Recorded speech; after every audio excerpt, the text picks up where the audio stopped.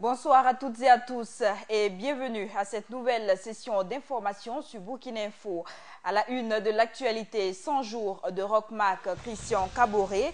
À Kosiam, le bilan est jugé positif par l'APMP, l'Alliance des partis et formations politiques de la majorité présidentielle. Affaire de deal de parcelles et blanchiment d'argent, le cadre de concertation des OSC exige une communication gouvernementale claire et transparente. 7 avril, c'est la journée mondiale de la santé. Aujourd'hui, le diabète est au centre des pensées vu l'ampleur de l'épidémie.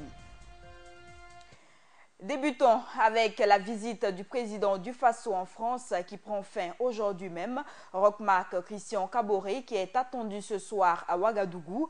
Dans son agenda d'hier, il a eu des échanges avec les chefs d'entreprise français sur les opportunités d'affaires au Burkina. Le président Kaboré a rassuré les investisseurs du renforcement de la sécurité après les attentats du 15 janvier 2016. Il a également mis l'accent sur la valorisation du capital humain, le renforcement de la gouvernance pour la lutte contre la corruption et le renforcement du pouvoir judiciaire. L'Alliance des partis et formations politiques de la majorité présidentielle APMP, une coalition de 26 partis politiques, juge plutôt positif le bilan des 100 jours du président Kaboré à la tête de l'État burkinabé. Cette nouvelle organisation s'est officiellement présentée ce 7 avril aux médias. Le reportage est de Mahmad Sangari. Les 26 partis politiques réunis au sein de l'Alliance des partis et formations politiques de la majorité présidentielle, APMP, ont convié la presse ce jeudi 7 avril 2016. Objectif, présenter l'Alliance aux hommes de médias et surtout féliciter le président Roch-Marc Christian Kaboré pour sa gestion du pouvoir. Nous voulons d'abord vous présenter les 26 partis de cette alliance, réaffirmer notre soutien au programme du président Roch-Marc Christian Kaboré et le féliciter pour les 100 premiers jours, pour son travail. Puisqu'il y a des gens qui nient les évidences dans ce pays, il a fallu que nous aussi, nous réaffirmons les évidences. Au cours de ces temps d'échange avec la presse, l'APMP a fait le bilan des 100 jours que Roch-Marc Christian Kaboré a passé à Kosiam. Un bilan jugé satisfaisant par l'Alliance. Je dis le premier acquis des 100 jours, c'est que le président Roch-Marc Christian Kaboré a pu préserver les piliers républicains et démocratiques de ce pays. Et bien sûr, le programme économique et social est en train de démarrer et va être accéléré par le président Roch-Marc Christian Kaboré quand les indicateurs économiques que nous avons trouvés au rouge vont commencer à virer à l'orange puis au vert. Voici la réalité. Et à Salifou Diallo d'inviter le peuple burkinabé à faire confiance au président du Faso dans la mise en œuvre de son programme quinquennal. Mais nous nous adressons surtout à notre peuple pour que ce peuple fasse confiance au président Roch Kaboré dans sa volonté de réformer les institutions, de réformer l'administration, de créer des emplois pour les jeunes, de régler le problème de santé, d'école, etc. Cela ne se fait pas en 100 jours. C'est tout un programme qui a des mécanismes. Il faut noter que les 26 partis qui forment l'APMP sont pour la plupart issus de la gauche démocratique. Et à en croire Salif Diallo, l'organisation va contribuer fortement à la mise en place du programme de Roch-Marc Christian Kaboré. Le cadre de concertation nationale des OSC exige le gouvernement la lumière sur la question des deals de parcelles et blanchiment d'argent. Il réclame que tous ceux qui sont impliqués soient nommément cités et que justice soit rendue. Ce cadre relève également qu'il y a beaucoup d'attentes qui subsistent après les 100 jours du président Kaboré. La présidente du cadre des concertations nationales des OSC, Saïfiatou Lopez, est au micro de Mahmad Sangari.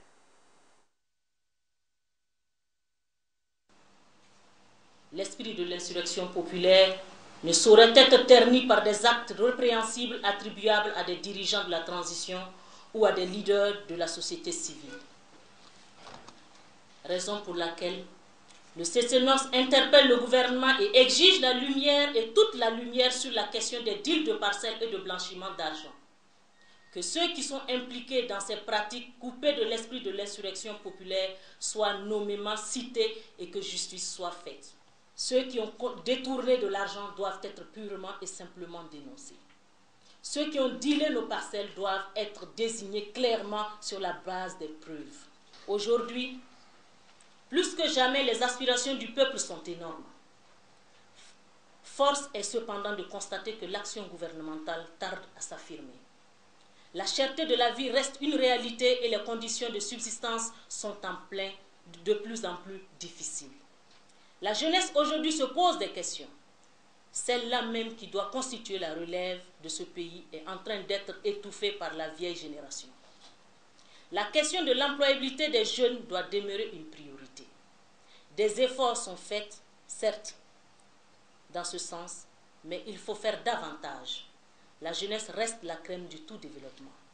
Notre gouvernement doit engager des réformes fortes et courageuses dans tous les domaines.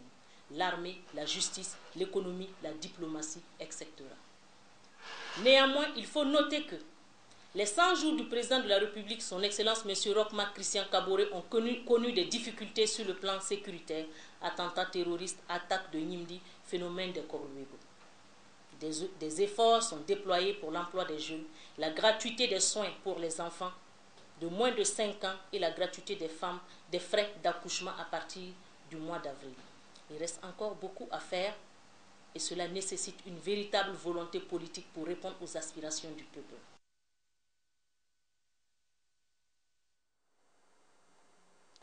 À l'instant, c'était Safiatou Lopez, la présidente du cadre de concertation nationale des OSC.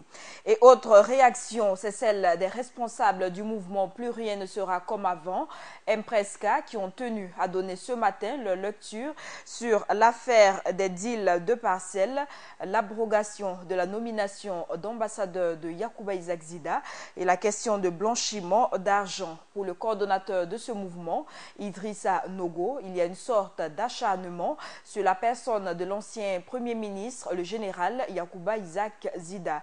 Le compte-rendu de cette sortie médiatique, c'est avec l'Iradon Philippe Ada. Mesdames et messieurs les journalistes, 3 sujets ont été à l'ordre du jour de ce face-à-face entre les responsables du mouvement Plus rien ne sera comme avant, Mpresca, et les journalistes. L'affaire des parcelles de Ouaga 2000, acquises dans les conditions dites frauduleuses par l'ancien Premier ministre Isaac Zida, les déclarations de soupçons de blanchiment de capitaux et de financement du terrorisme, l'annulation du décret portant nomination de Isaac Zida comme ambassadeur de Burkina Faso aux États-Unis d'Amérique. Pour le Mpresca, la polémique autour de l'acquisition de la parcelle à Ouaga 2000 est une sorte d'acharnement contre un citoyen burkinabé qui mérite la présomption d'innocence. Yacouba Isaac Zida est un citoyen ordinaire comme tout citoyen burkinabé. S'il y a des éléments de preuve irréfutables avérés contre lui, alors versons-les à la justice et arrêtons de vociférer comme s'il était déjà formellement inculpé. Il y a ici comme une once de méchanceté. Et concernant les déclarations de soupçons de blanchiment de capitaux, le mouvement veut s'en tenir aux mots du chef du gouvernement.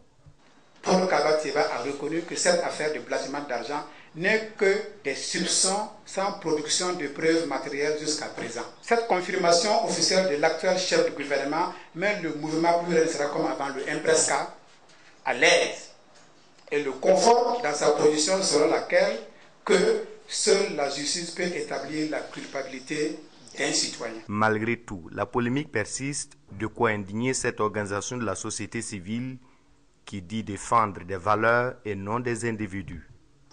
Le mouvement Plus rien ne sera comme avant ne comprend pas, ne comprend pas pourquoi les gens trépignent d'impatience d'en découdre avec Yacouba Isaac Zida alors que le gouvernement de Roch-Marc Christian Kaboré a annoncé officiellement le 10 mars 2016 avoir saisi la justice pour faire la lumière sur ces supposés soupçons de déclaration de blanchiment d'argent. Dans tous les cas, le Mpresca pointe un doigt accusateur sur le régime Compaoré qui, selon Idrissa Nogo, cherche à renaître de ses cendres. mais le tuyau est percé, a-t-il conclu.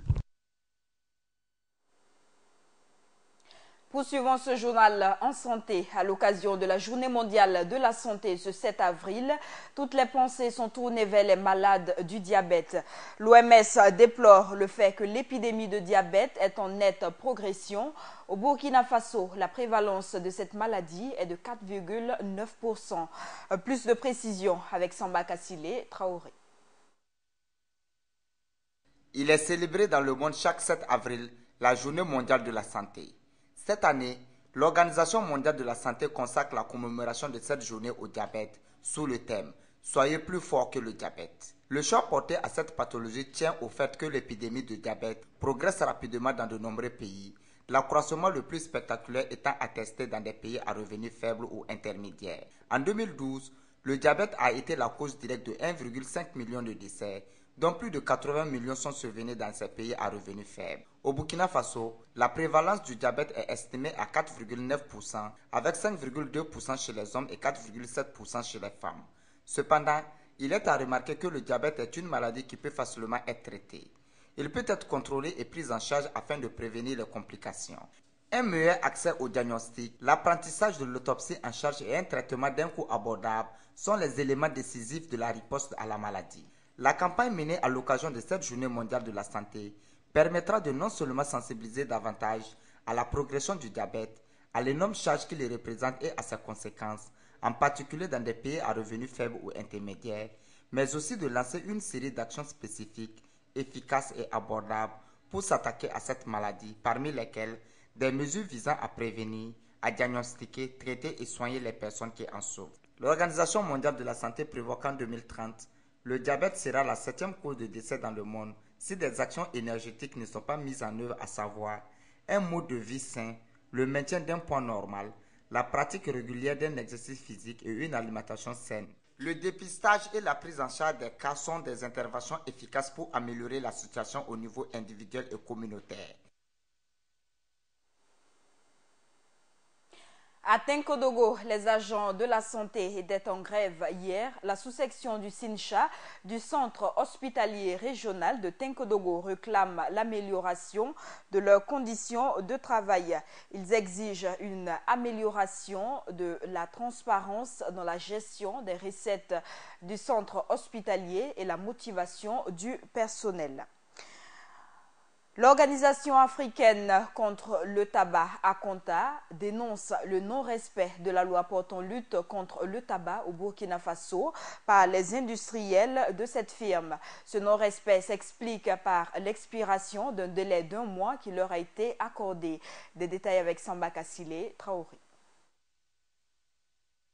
Le tabac tue, a-t-on coutume de le dire. En effet, il tue environ 6 millions de personnes dans le monde par an, selon l'Organisation mondiale de la santé. Et dans le cas du Burkina Faso, ce sont environ 2 milliers de personnes qui meurent chaque année. Et pour protéger la population burkinabé contre les effets dévastateurs du tabac, les autorités ont mis en place une législation anti-tabac qui n'est pas respectée par les industriels du tabac. D'où l'objet de cette présente conférence de presse animée par ACONTA, Afrique contre le tabac, pour décrier le non-respect de cette loi. Bon, cette conférence de presse se situe dans le cadre de la mise en œuvre de la Convention cadre de l'OMS pour la lutte anti-tabac et de façon concrète l'application de la loi anti-tabac au Burkina Faso. Et comme vous le savez, le Burkina Faso dispose depuis 2010 d'une loi anti-tabac et 2 décrets d'application de cette loi et un arrêté sur la mise des images sur les paquets de cigarettes. L'industrie du tabac refuse d'appliquer ce texte-là. Selon la loi anti-tabac, les industriels du tabac devraient mettre des images chocs sur leurs emballages, traduisant de façon réaliste les conséquences du tabac sur la santé de la population. Et ces industriels avaient un délai d'1 an pour appliquer ces textes. Le délai étant expiré, et vu le non-respect de cette loi par les industriels, Afrique contre le tabac exhorte le gouvernement à prendre des sanctions à leur encontre. En adoptant une loi anti-tabac et des décrets, il y a une volonté politique qui est affichée. Mais il faut encore aller de l'avant. Il faut mettre la pression à l'industrie du tabac pour qu'elle applique cette loi-là. Nul n'est au-dessus de la loi. Et il faut que cette industrie respecte les lois du Burkina Faso. Et si elle ne respecte pas, il faut qu'il y ait des sanctions. Parce que dans la loi anti-tabac, à son article 40, il est prévu des sanctions pour les contrevenants. Donc aujourd'hui, l'industrie du tabac viole de façon flagrante la législation anti-tabac au Burkina Faso. Le tabac est à l'origine de certaines maladies difficiles à guérir dans notre pays, telles que le cancer de poumon et celui de la bouche. Akonta se dit être devant un grand défi qu'il va lui falloir relever afin de protéger la santé de la population burkinabé contre les ajustements des industriels de tabac. Autre actualité, le nouveau directeur général de la police municipale et son équipe prennent contact avec l'un de leurs partenaires, les médias. C'est dans cette initiative que Jean-Marie Ouedraogo a été reçu dans les locaux de la télévision Burkina Info ce matin. De cette visite, on retiendra la volonté de cette nouvelle équipe de poursuivre le partenariat entre forces de l'ordre et organes médiatiques. Suivons ce reportage d'Ibrahim Zongo. Une délégation de la police municipale avec à sa tête son nouveau directeur général était ce 7 avril 2016 dans les locaux de la télévision Burkina Info. Une visite qui s'inscrit dans le cadre de la tournée de présentation aux différents médias burkinabés. Il faut dire que depuis notre installation, nous avons entrepris des tournées pour nous présenter aux acteurs de la presse écrite et audiovisuelle, ainsi que la presse en ligne. Et raison pour laquelle nous sommes venus au niveau de votre institution pour nous présenter et nous faire connaître. À travers cette visite, le directeur général de la police municipale dit vouloir poursuivre le partenariat qui existait entre les deux institutions. Notre prédécesseur, M. Clément Wango, a bien voulu, bien sûr, entretenir des relations avec les différentes presses et il existait un partenariat entre notre institution et votre institution. Donc, il va de soi que nous puissions passer et vous voir, vous saluer et nous présenter à vous. Le nouveau directeur de la police municipale espère donc qu'à travers la télévision Burkina Info qui joue d'une grande visibilité, son équipe et lui parviendront à toucher la grande majorité de la population ouagalaise. Pour ce qui concerne Burkina Info, nous souhaiterons l'accompagnement de cette télé parce que c'est une télé qui est très vue à travers la ville de Ouagadougou et toutes nos actions que nous allons mener dans la ville de Ouagadougou doivent s'inscrire dans cette visibilité-là. Il faut que la population de Ouagadougou sache ce que nous faisons et la raison pour laquelle nous agissons et pourquoi nous agissons dans la ville de Ouagadougou. Parce que nous avons pour mission d'assurer la sécurité publique, la tranquillité publique, l'ordre public et de veiller à ce qu'il y ait la fluidité au niveau de la circulation routière. C'est pas une visite des différents locaux de la télévision et une photo de famille qu'a pris fin cette visite. Les bas-fonds sont devenus de véritables mines d'or pour les confectionneurs de briques en banco. À côté du cimetière de Samba à Ouagadougou se trouve un grand bas-fond. Ce lieu est occupé par des jeunes qui, à la recherche d'un revenu quotidien, creusent chaque jour pour trouver de l'argile afin de fabriquer des briques et de les revendre. Notre reporter Philippe Ada est allé à leur rencontre. Au pied du cimetière de Samba, un bas-fond large comme long, rongé à fond par des gens de tout âge. Ici, la confection de briques en banco est le domaine de ces hommes poussés par la recherche de la pitance quotidienne. Ce travail est difficile et nous profite peu, parce qu'il est impossible de pouvoir s'occuper de la scolarité des enfants et de la pitance par la confection des briques. De la profondeur de ce bas-fond, ce sont de milliers de francs CFA qui ressortent. Malgré tout, la pauvreté demeure. Bon, par jour, en tout cas, on peut avoir presque 2000, 1500 francs. Mais si nous sommes nombreux, on peut avoir presque 5000, 6000 en allant. Cet espace, autrefois lisse, est devenu aujourd'hui un ensemble de trous et des monticules pierreux rongés et sculptés par de véritables machines humaines. Mais on va faire comment? Si tu veux manger, il faut que tu fasses ça seulement. C'est pour cela que nous sommes créés ça pour avoir à manger un peu seulement. Oui, en tout cas, il y a des risques dans ce travail. Parce que tu es dans le soleil, tu ne sais pas de quelle maladie. Et puis, il y a des bouteilles partout. Il y a des fers troués partout. Si tu ne fais pas attention, tu rentres là-bas, tu peux te blesser et ça peut donner le tétanos. Le chômage, c'est celui qui a jeté ces hommes dans ce bas-fond. Et du fond de ce bas-fond, ils interpellent le gouvernement. Sinon, nous travaillons quelque part. Comme maintenant, il n'y a plus de travail, chacun est venu ici pour faire des boulets arriver. Vraiment, on voit que le pays lui-même, c'est devenu... Il n'y a rien encore à manger. Nous demandons au gouvernement de nous venir en aide avec la création d'emplois. Nous voulons du travail décent. La fatigue, la souffrance, la sueur, mais aussi le repos. Ici, celui-ci s'impose, tel le labeur dur. Mais les confectionneurs de briques le préfèrent au vice et à la nuit. Comment établir un partenariat durable entre acteurs des médias et ceux de la culture pour une promotion de la culture burkinabé? C'est la thématique abordée au cours d'un séminaire organisé par le Conseil supérieur de la communication. Pour les hommes de médias et le rapporteur général Justin Thiono, pour une vulgarisation, il est important que les œuvres proposées soient de bonne facture. Mamad Sangaré, reportage. Ce séminaire, organisé par le Conseil supérieur de la communication, en vue de permettre aux hommes de médias et aux acteurs du monde culturel d'échanger pour trouver les modalités d'une meilleure promotion de la culture burkinabé, a pris fin ce mercredi 16 avril 2016. Au terme des discussions, des recommandations ont été faites pour améliorer la qualité des œuvres musicales. Alors, pour ce qui est de la culture, on est revenu sur la nécessité que les musiciens eux-mêmes structurent mieux leur carrière.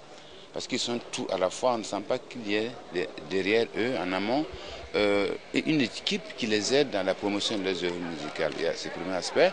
Le deuxième aspect, c'est la qualité des œuvres. Alors, comme nous sommes dans un contexte mondialisé, il est évident que si vous ne produisez pas d'œuvres de qualité, votre présence sur la scène musicale va être extrêmement difficile.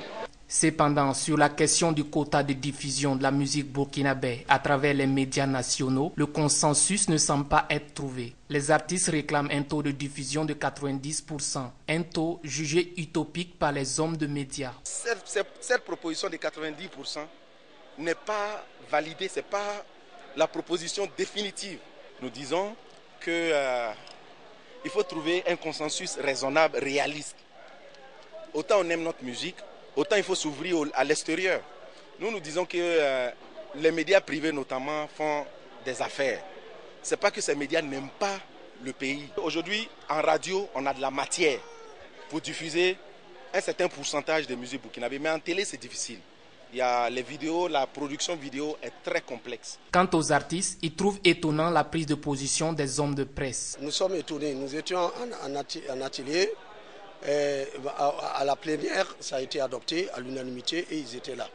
Nous sommes quand même très étonnés que juste à la cérémonie de clôture, quelqu'un se lève et puis dit que non, eux ne sont pas satisfaits. À en croire le rapporteur général du séminaire, un cadre de rencontre est préconisé pour permettre le suivi et la mise en place des décisions consensuelles sorties du présent séminaire. 5 jours après la Semaine nationale de la culture Bobo 2016, le président du comité d'organisation de cette 18e édition est satisfait. C'est un bilan positif de l'organisation qu'a dressé Stanislas Meda. L'une des difficultés qu'il déplore est l'incendie survenu sur le site de la foire de la SNC. Retour sur ce bilan avec Samba Kassile Traoré. La 18e édition de la Semaine nationale de la culture s'est tenue à Bobo-Dioulasso du 26 mars au 2 avril 2016 sous le thème « Culture et cohésion nationale ». Cette 18e édition a vu une mobilisation générale dans toutes les disciplines et pour le président du comité d'organisation de la dite édition, le bilan est jugé satisfaisant. On peut dire que le bilan de la 18e édition de la Semaine nationale de la culture est positif au regard donc de ce que l'on a pu constater, notamment en ce qui concerne l'organisation elle-même, où que les différentes compétitions, les jurys ont tenu véritablement la promesse donc de délibérer. Et les artistes ont été distingués et récompensés. La nuit des lauréats a été l'occasion de voir que les artistes qui ont été retenus étaient effectivement les meilleurs. Aussi, sur le plan financier, un déficit budgétaire n'a pas été remarqué lors de cette 18e édition de la Semaine nationale de la culture. Sur le plan financier, je crois que c'est l'une des premières fois que la Semaine nationale de la culture est arrivée à la fin avec un déficit zéro, j'allais dire. C'est-à-dire qu'il n'y a pas eu de déficit. Nous sommes restés dans le budget prévisionnel. Au besoin même, on peut estimer que nous sommes légèrement en dessous de ce que nous avions prévu. L'incendie à la fois est la principale difficulté que le comité d'organisation de cette édition de la SNC a rencontrée selon Stanislas Meda. L'une des difficultés principales que nous avons eu à vivre, c'est celle qui a concerné l'incendie sur le site de la foire artisanale. Les causes véritables sont pour le moment encore inconnues. En tout cas, cela a quand même perturbé les activités au niveau de la foire artisanale. Pour la 19e édition, le président du comité d'organisation de cette 18e édition suggère que des formations plus sérieuses soient attribuées aux assistants culturels qui sont désignés pour encadrer les artistes dans leurs différentes régions afin que leurs prestations soient de plus meilleures. Hors de chez nous, à quelques jours de la présidentielle tchadienne, l'étau se resserre sur les opposants du régime actuel. Poursuivis pour avoir tenté d'organiser des manifestations contre une éventuelle candidature d'Idriss Déby, 4 militants de la société civile ont été condamnés à 6 mois de prison ferme. Le procès s'est déroulé ce matin sous haute sécurité. La Centrafrique peut désormais participer aux activités de l'Union africaine. Sa suspension a été levée hier par l'organisation dans un communiqué. L'Union africaine qui a appelé le nouveau président Faustin Archange Touadéra ainsi que toutes les parties prenantes à travailler ensemble à la promotion de la réconciliation nationale, de la bonne gouvernance et du respect des droits de l'homme. La Centrafrique qui avait été suspendue des activités de l'Union africaine en mars 2013. Et c'est la fin de ce journal. Merci de l'avoir suivi et très bonne suite des programmes de Burkina Info.